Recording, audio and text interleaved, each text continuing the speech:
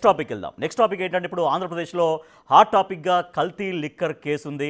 So ఇది చంద్రబాబు ప్రభుత్వానికి మచ్చలా మిగలబోతోందా? ఎందుకంటే ఇంతకాలం లిక్కర్ స్కామ్ అంటూ జగన్ ప్రభుత్వం పైన ఆరోపణలు చేశారు. ఏపీ లిక్కర్ స్కామ్లో వైసీపీ కీలక నేతలందరూ అరెస్ట్ అయ్యారు చాలా వరకు. కానీ ఇప్పుడు కల్తీ లిక్కర్ తయారు చేస్తూ టీడీపీ నేతలు దొరికారు.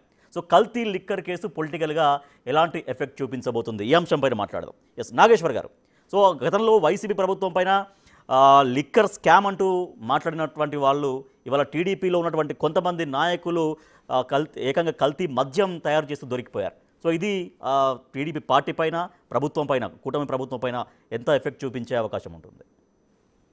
డెఫినెట్గా ఇది చాలా పెద్ద సీరియస్ ఛాలెంజ్. ఒక కల్తీ మద్యం అనే కాంటెక్స్ట్లోనే చూడకూడదు.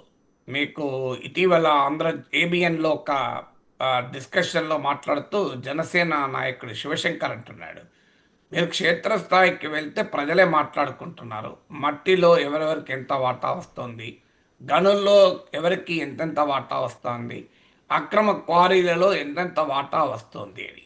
సో అందువల్ల ఇసుక, మద్యము, రియల్ ఎస్టేట్ భూములు ఇలాంటి విషయంలో ఒకే తాను ముక్కలు చాలా చోట్ల కలిసే వ్యాపారాలు చేస్తుంటారు టీడీపీ వైసీపీ వాళ్ళు. ఇదంతా మనకు మ్యాక్రో లెవెల్. చంద్రబాబు నాయుడు, జగన్మోహన్ రెడ్డి, లోకేష్ జగన్మోహన్ రెడ్డి విమర్శించడం, పవన్ కళ్యాణ్ జగన్మోహన్ విమర్శించడం, ఇవన్నీ మ్యాక్రో లెవెల్ పాలిటిక్స్.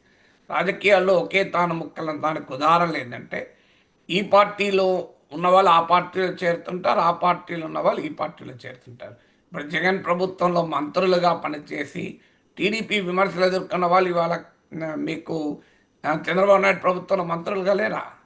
మరి జగన్ ప్రభుత్వంలో మంత్రులుగా ఉంటారు, చంద్రబాబు నాయుడు ప్రభుత్వంలో కూడా వాళ్ళే మంత్రులుగా ఉంటారు. మరి వాళ్ళు వైసీపీలో ఉంటే దుర్మార్గులు, అవినీతి పరులు, దొంగలు, టీడీపీలో ఉంటే సర్వసంగ పరిత్యాగులు అవుతారా చెప్పండి? అవును. అందువల్ల రాజకీయాల్లో చంద్రబాబు నాయుడు వైసీపీలో చేరడు, జగన్మోహన్ రెడ్డి టీడీపీలో చేరడు. మిగతా వాళ్ళు ఎవరు ఎటన్నా చేరచ్చు కదా. మీరు వైసీపీ నుంచి సమయానికి రాజీనామా చేసి వచ్చిన వాళ్ళకు కూడా కూటమి టికెట్ ఇవ్వలేదా, మంత్రి పదవులు ఇవ్వలేదా? మన క్లారిటీ మన కళ్ళ ముందు కనబడుతున్నాయి కదా. ఇప్పటికీ ప్రక్రియ సాగుతోంది కదా. మీకు బాలినేని శ్రీనివాసరెడ్డి వైసీపీలో ఉంటే జగన్ బంధువు, అవినీతి పరుడు, దుర్మార్గుడు. ఇప్పుడు జనసేన నాయకుడైతే ఆయన మంచివాడవుతాడా? మీకు ఇలా రాజకీయ పార్టీలన్నీ ఒకే తాను ముక్కలు. ఓవరాల్ కొన్ని తేడాలు ఉండొచ్చు. కులం పిచ్చితో కొంతమంది ఒక పార్టీని వెంబడి సమర్థించవచ్చు. సో కానీ రియాలిటీ ఏంటి? క్షేత్రస్థాయిలో ఈ పార్టీలో కొంతకాలం ఉంటారు, ఆ పార్టీలో కొంతకాలం ఉంటారు. అదే ప్రజల మూడు మారుతున్నప్పుడు, పొలిటికల్ గాలి మారుతున్నప్పుడు అటు ఇటు వస్తారు. దానివల్ల ఏమవుతుందంటే ఈ ఇకో సిస్టమ్ ఉంటుంది, కరప్షన్ ఇకో సిస్టమ్ అనేది. ఎవరు అధికారం ఉంటే వాళ్ళ చుట్టూ ఉంటుంది. ఈ మధ్య ఆంధ్రజ్యోతిలోనే పతాక శీర్షికలు వచ్చిన వార్త, అక్రమార్కులకే మంత్రి నారాయణ అండా. మీకు వైసీపీ హయాంలో చక్రం తిప్పిన వాళ్ళే ఇప్పటికీ చక్రం తిప్పుతున్నారు. ఈ వార్తలు ఎన్నిసార్లు ఆంధ్రజ్యోతిలో వస్తాయి చూడండి. ఆంధ్రజ్యోతి ఎందుకంటే తెలుగుదేశం పార్టీ కూటమి పాలన పైన మోస్ట్ క్రెడిబుల్గా తీసుకోవాలి మనం. ఆంధ్రజ్యోతిలో వచ్చేటువంటి విమర్శనాత్మక కథనాలు అత్యధిక విశ్వసనీయత ఉంటుంది. ఎందుకంటే జగన్ను తీవ్రంగా విమర్శించే మీడియా కనుక. మీరు ఆంధ్రజ్యోతిలో చూడండి, మీకు కనబడతాయి. మీకు అప్పుడు అక్రమాలు చేసిన వాళ్ళు అలాగే కొనసాగుతున్నారు, మంత్రుల పేషీలలో కూడా కొనసాగుతున్నారు అని వార్తలు వస్తాయి. మరి వాట్ డస్ ఇట్ ఇండికేట్? అంటే క్షేత్రస్థాయిలోనే కాదు, రాష్ట్ర స్థాయిలో కూడా ఈ ధోరణి మనకు కనబడుతూనే ఉంటుంది కదా. అందువల్ల ఎందుకు వస్తుంది ఇది అంటే, మీకు ఇదే ఆంధ్రజ్యోతి డిస్కషన్లో జనసేన శివశంకరు, బీజేపీ నాగభూషణ్ ఒక మాట చెప్పారు. వాళ్ళు ఓపెన్గా అంటున్నారు ఎమ్మెల్యేలు, మేము 20 కోట్లు 30 కోట్లు ఖర్చు పెట్టాం, మళ్ళీ రికవర్ చేసుకోకూడదా? ఇది మొదటి ప్రశ్న. రెండవ ప్రశ్న ఏంటి, మళ్ళీ మాకు నెక్స్ట్ ఎలక్షన్లో టికెట్ ఇవ్వాలంటే డబ్బులు ఉన్నాయని అడుగుతారో అడగరా? మీరు నిధులు చెప్తారండి, మీరు కల్తీ మద్యం చేయొద్దు, మా భూ కబ్జాలు చేయొద్దు, మట్టిలో తినద్దు, గనుల్లో తినద్దు, మరి దేంట్లో తినద్దు. మరి నెక్స్ట్ ఎలక్షన్స్కు డబ్బులు ఎక్కడికి వస్తాయి? పెట్టిన పెట్టుబడి ఎట్లా రావాలి? నెక్స్ట్ ఎలక్షన్లో మళ్ళీ పెట్టుబడి ఎట్లా? మళ్ళీ ఎన్నికలు వచ్చినప్పుడు ఏమడుగుతారు, ఎన్ని కోట్లు ఖర్చు పెట్టగలవు చెప్పు అంటారు కదా. ఖర్చు పెట్టగలగడమే గీట్రాయిగా టికెట్ ఇస్తున్నారా లేదా? జనసేన శివశంకర్ అంటారు, అసలు వైసీపీ వాళ్ళు ఏ రకంగా ఉన్నారో మనం అదే రకంగా ఉన్నాం కదా అంటాడు ఆయన ఓపెన్గా. డబ్బు ఆధారంగా టికెట్లు ఇస్తున్న రాజకీయ పార్టీలు తరతమ తేడాలు లేకుండా చెప్తారు. తమ కూటమి పార్టీలతో సహా వైసీపీ ఏం పని చేసిందో మనం అదే పని చేస్తున్నాం. డబ్బు ఉన్నోడికే టికెట్లు ఇస్తున్నాం. మరి డబ్బు ఉన్న టికెట్లు ఇస్తే డబ్బు సందర్భాలు ఖర్చు పెట్టుకుంటారా? ఎవరెవరో 2,000 కోట్లు 3,000 కోట్లు 4,000 కోట్లు ఉన్న వాళ్ళు రాజకీయంగా క్రేజ్తో పెట్టుకుంటే పెట్టుకోవచ్చు, కానీ రైట్. సాధారణంగా పెట్టుకోలేరు కదా. అందువల్ల ఏం చేయాలి వాళ్ళు? మరి మీరు డబ్బులు ఉన్న వాళ్ళకి టికెట్లు ఇస్తున్నారు, డబ్బులు ఉన్నాయా లేవా అని అడిగి టికెట్లు ఇస్తున్నారు, కోట్లు వాళ్ళు ఖర్చు పెడుతున్నారు, పెట్టిన తర్వాత వాళ్ళు సంపాదించుకుంటారు. ఇందులో ఏ రాజకీయ పార్టీ అతీతం చెప్పండి? టీడీపీ అతీతమా, వైసీపీ అతీతమా, ఇంకో పార్టీ అతీతమా? తరతమ తేడాలు ఉండొచ్చేమో, కానీ ఎవరైనా డబ్బులు ఖర్చు పెట్టి ఎన్నికలు గెలుస్తున్నారు. మరి వాళ్ళు ఎలా సంపాదించుకోవాలి? మరి ఇప్పుడు 25 కోట్లు 30 కోట్లు నేను చెప్పేది కాదు, ఈ ఎస్టిమేషన్ జనసేన నాయకుడు శివశంకర్ చెప్పిన ఎస్టిమేషన్, బీజేపీ నాయకుడు నాగభూషణ్ చెప్పిన ఎస్టిమేషన్. వాళ్ళు కూడా సొంత ఎస్టిమేషన్ కాదు, వాళ్ళకు కూడా ఎమ్మెల్యేలు చెప్పారట మేము ఇంత ఖర్చు పెట్టామని. ఇప్పుడు 25-30 కోట్లు ఖర్చు పెట్టాక మరి వాళ్ళు నెక్స్ట్ ఎలక్షన్లో మళ్ళీ 30 కోట్లు అంటే పెట్టిన ఖర్చు పెట్టాల్సిన ఖర్చు 60 కోట్లు అవుతుంది. అదనంగా వాళ్ళ సొంత లాభం కూడా కొంత చూసుకుంటారు కదా. సొంత లాభం కొంత మానుకునే కదా పరుల కొరకు పనిచేసేది. సో 60 కోట్లకు ఒక 10 కోట్లు 20 కోట్లు పైన కాస్త చిలుక కొట్టుడు కొట్టాల్సి వచ్చిన 70-80 కోట్లు అయిపోతుంది కదా ఒక 5 ఏళ్ల పీరియడ్లో. సో 5 ఏళ్ల పీరియడ్లో 70-80 కోట్లకు ఎమ్మెల్యే ఎట్లా సంపాదిస్తున్నారు చెప్పండి?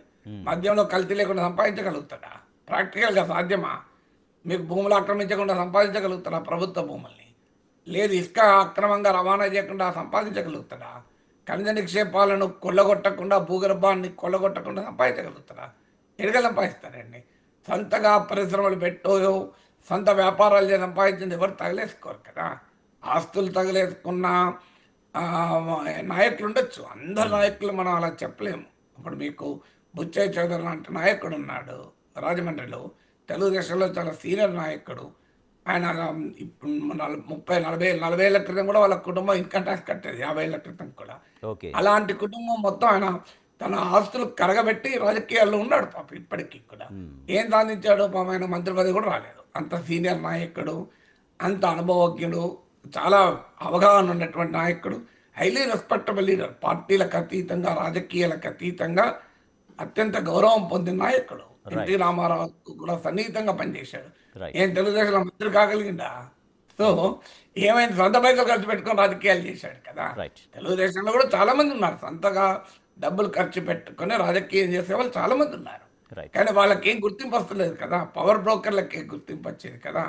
సో 5 ఏళ్ళు వెలుగుతారు. 2014 నుంచి 19 జగన్మోహన్ రెడ్డి అధికారంలోకి రావడంతోనే అదృష్టమవుతారు. 5 ఏళ్ళు తమ వ్యాపారాలు చేసుకుంటారు.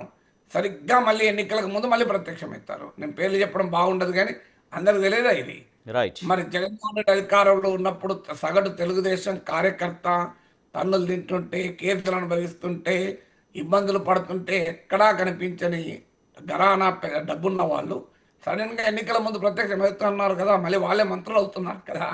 మళ్ళీ వాళ్ళే చంద్రబాబు నాయుడుకి అత్యంత సన్నిహితంగా పక్కనే కనబడుతున్నారు కదా. మరి సగటు కార్యకర్త కనిపించదా? మరి 5 ఏళ్ళు జగన్మోహన్ రెడ్డి బాగా వేధింపులు ఉన్నప్పుడు ఇతను ఎక్కడ పోయాడు? మాయమయ్యాడు? సరిగ్గా 5 ఏళ్ళు అదృష్టమే మళ్ళీ ఎన్నికల ముందు ఎందుకు వచ్చాడు? ఇలాంటి వాళ్ళని చంద్రబాబు నాయుడు ఎందుకు ఎంకరేజ్ చేస్తున్నాడు? చంద్రబాబు నాయుడు ఒక్కడే కాదు, అన్ని పార్టీలు అలాగే తయారయ్యాయి. రాజకీయాల్లో జెండాలు మోసిన వారికి, ఎజెండాలను ప్రచారం చేసిన వాళ్ళకి ఏం గుర్తింపు లేదు. వాళ్ళు అలాగే ఉండిపోతారు. డబ్బులకి 100 కోట్లతో నువ్వు ప్రత్యక్షమైతే అప్పటికప్పుడు ఎమ్మెల్యే టికెట్లు వచ్చేస్తాయి. ఇన్స్టాంట్ సేల్ కదా. లేదా ఈవెన్ ఎమ్మెల్యే రాజకీయాల్లో డబ్బు అంటూ ఉంటే నువ్వు వైసీపీలో పనిచేసినావా, నువ్వు ఏం పని చేసినావా సంబంధమే లేదు. వైసీపీలో పనిచేసిన వాళ్ళకి ఎంతమందికి టీడీపీలో టికెట్లు ఇవ్వలేదు? సో ఎందుకు ఇస్తున్నారు? మరి మంత్రులుగా ఉన్న వాళ్ళకు టికెట్ ఇచ్చారు కదా, దీనికి ఆన్సర్ ఉండాలి కదా. అందువల్ల ఇది ఏముంది, ఇలా కల్తీ మద్యం అనే దాన్నే మనం చూడకూడదు, కాంటెక్స్ట్. అందువల్ల రాజకీయాల్లో ప్రజలు కూడా ఎట్లా తయారయ్యారంటే కులం ఆధారంగా, పవన్ కళ్యాణ్ చెప్పాడు కదా, ఆంధ్రప్రదేశ్లో కులం ఆధారంగా మాత్రం తప్ప ఇంకోట్లేదు. 2 రాజకీయ పార్టీలు, 2 నాయకులు, 2 కులాలు, 2 కాదు 3 కులాలు. సో ఇక మీకు మెరిట్ ఎక్కడ ఉంది ఇందులో నాయకులది? అందువల్ల ఎవరు అధికారంలో ఉంటే వాళ్ళు సంపాదించుకుంటారు. మనం మాట్లాడటానికి చాలా మాట్లాడతాం, కల్తీ మద్యం అంటాం, భూ కబ్జాలు అంటాం, అన్ని అంటాం. ఇప్పుడు నాకు చెప్పండి, జగన్మోహన్ రెడ్డి సమయంలో పెద్ద ఎత్తున భూ ఆక్రమణలు జరిగాయని తెలుగుదేశం అధికారంలోకి వచ్చి ఇన్ని నెలలైంది. ఎన్ని భూములు ఆక్రమించుకుని ఎన్ని భూములు క్లియర్ చేశారు చెప్పండి. జగన్మోహన్ రెడ్డి 1,00,000 కోట్ల అవినీతి చేశారన్నారు. 5 ఏళ్ళు గతంలో అధికారంలో ఉన్నారు, ఇప్పుడు అధికారంలో ఉన్నారు. ఇందులో అత్యధిక కాలం కేంద్రంలో కూడా అధికారులు ఉన్నారు. జగన్మోహన్ రెడ్డి పైన జైలుకి పంపారా? సిబిఐ ఈడీ కేసులు ఏమైనా ముందుకు పోయినాయా నాకు చెప్పండి. మరి 1,00,000 కోట్ల తిన్నామని ఎందుకు మీరు స్పేర్ చేస్తున్నారు?